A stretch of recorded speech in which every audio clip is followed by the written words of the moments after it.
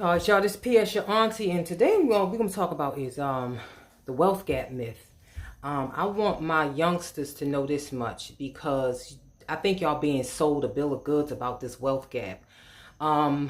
It's only a wealth gap in that what they're talking about is how the wealth transfer is being transferred, to the newer generation, which, that happens or whatever.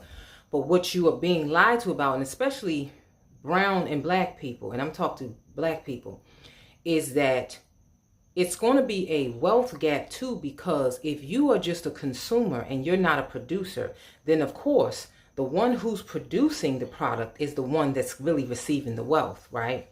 And I know that you all are aware of, and you probably see how AI is just like diminishing and just destroying jobs that people once had. And we've been given that warning, right? We've been given that warning that it was going to happen. And we see it happening, right? And taking place. And the skills and things that you need, that won't be replaceable, are like trade skills and things like that. I do feel like that to some degree, maybe robots will be able to come in and, assist in things like that and help. But the reality is this: never be lazy in working your hands, right? Because your hands are directly tied to the health and wealth of your mind.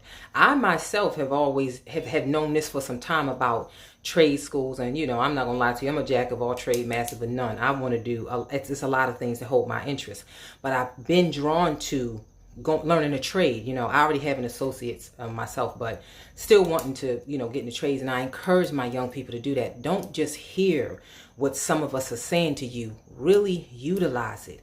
Don't think that if you're safe because you're just sitting behind a desk, or that you are you running your own business. That's fine.